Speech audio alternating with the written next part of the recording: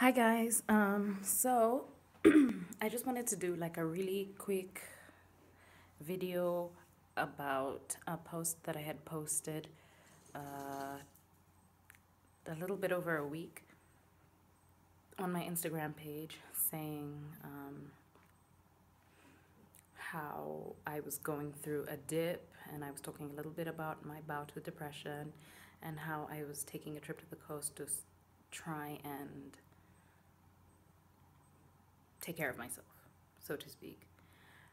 And I did say that I was going to report and record my 7 days of therapy, of yoga, of meditation, and that I thought it would be something nice that I could share with you. On around day two, after recording seven of my day two of the seven, I made a decision that I didn't want to share some of that stuff because it was really personal. But because I did say that I was going to share something, I figured that I could share as much as I can on a very public forum, and also because I got so many responses, so many people calling me and checking in on me.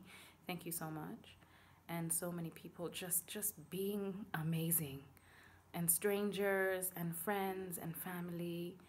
And it was really nice to just have people kind of reach out and check to see how you're doing and how you're holding up.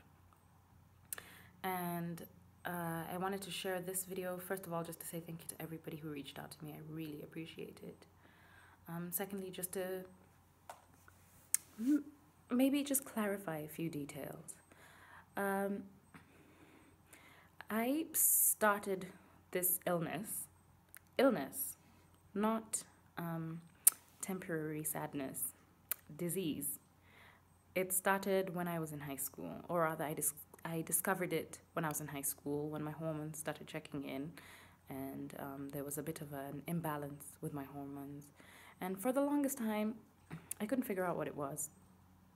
I literally had moments where I was completely low and out and down, and there was nothing that I could do about it, but there was nothing wrong. Nothing.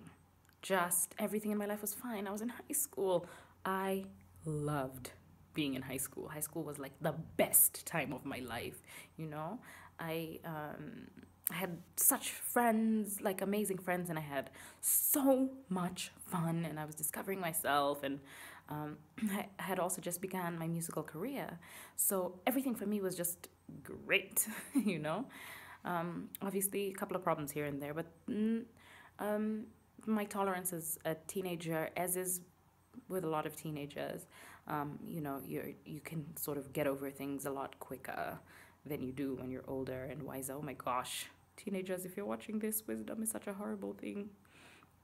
Um, but I just used to have moments, and I had it for a long time, and I didn't know what it was. And I'd have moments, like long moments, where I would wake up heavy and in tears.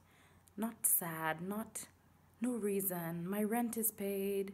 I mean, when I moved out of home when I was 18 years old. I had just moved out of home, and you know, just sort of unable, like my body refused to can, and I didn't understand what it was for a very long time until it got worse, progressively got worse.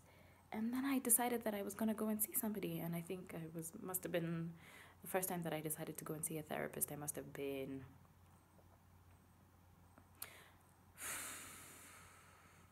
20, 20, about 20. And you know, the first thing I did was I went to the church therapist because I wasn't making enough money to be able to pay for like a count.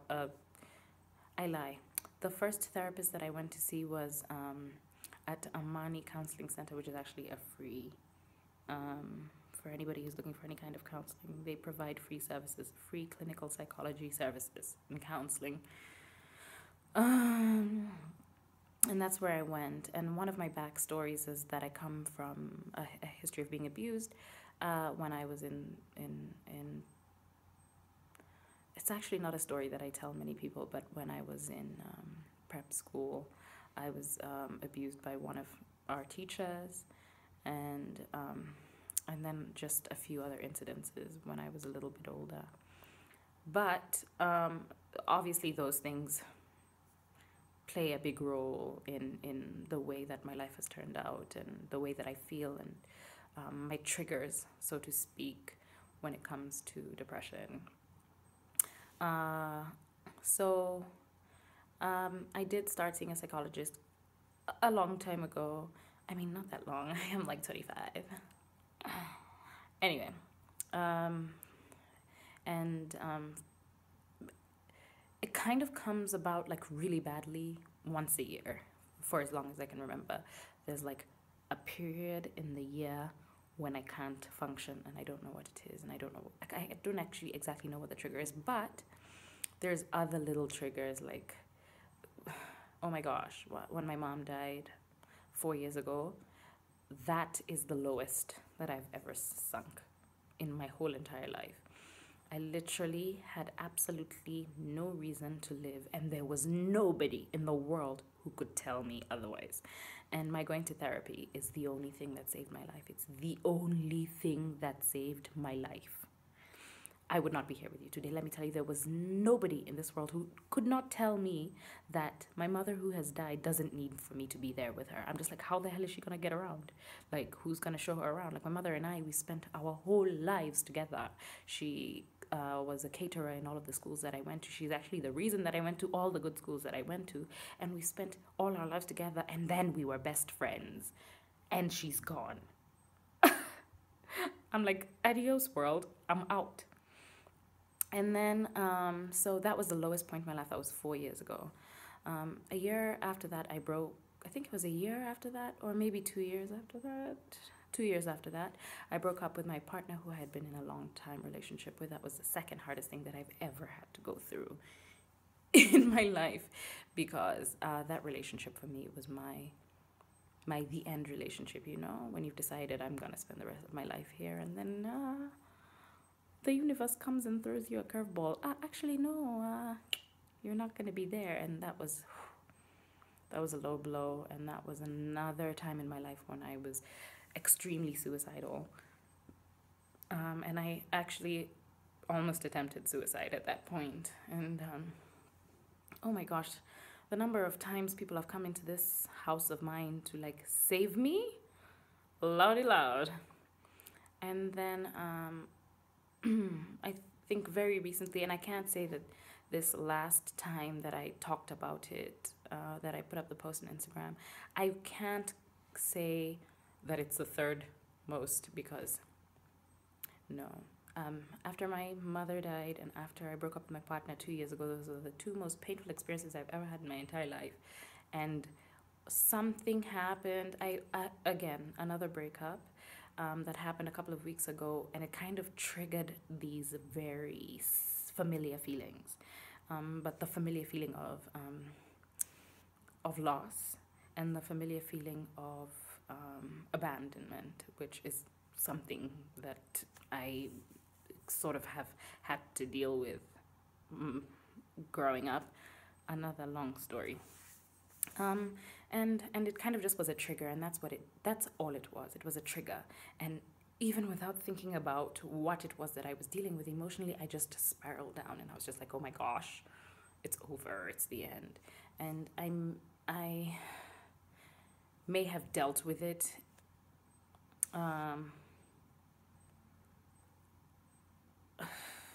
I don't know how to say this. I may have overreacted, definitely, because I was able to pull myself out quicker than I ordinarily would. It's something like when my mother died, it took me a year to leave the house and maybe another year to get my life in order. And when I was getting my life in order is when I had my breakup, and that took me a year to get over, and a year to like be functional, you know, and to eat. My stress go-to thing is that I don't eat, so I lose a lot of weight when I'm stressing.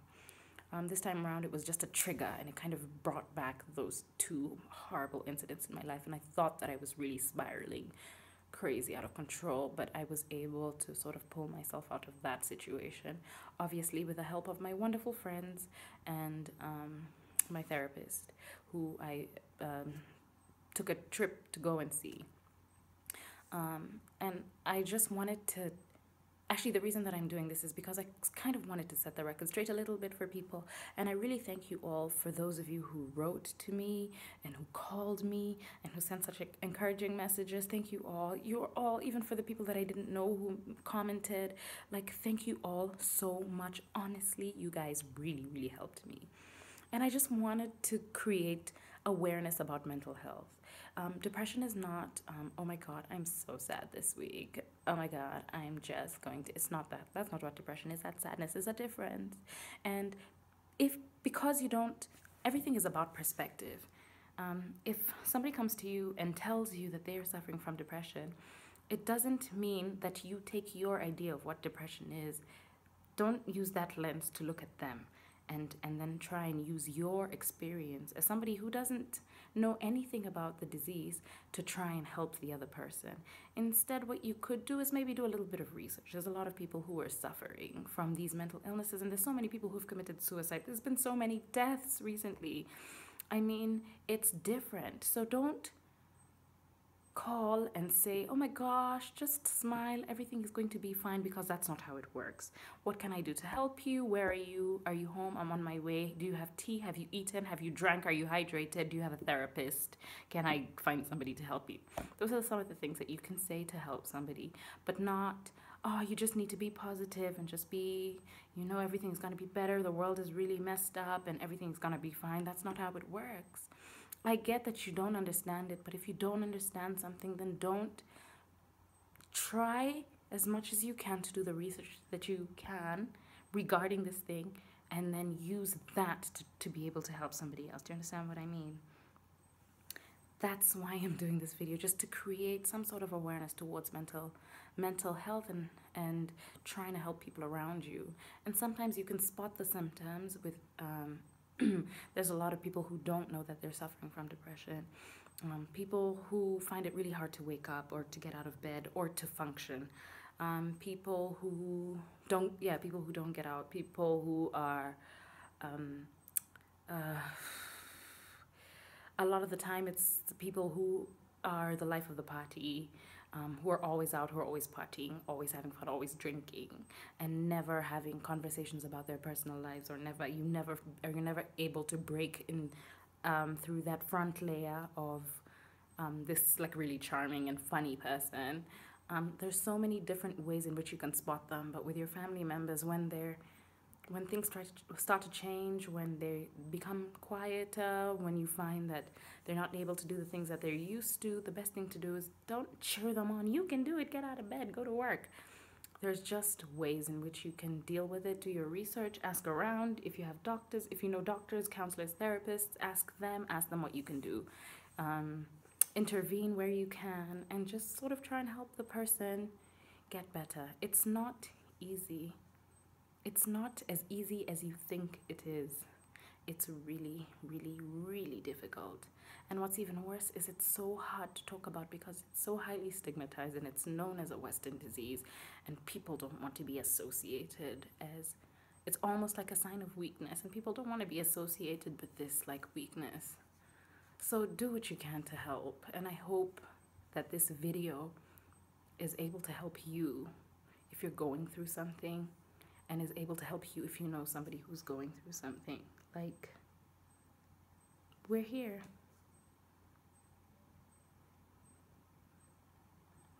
That's about it.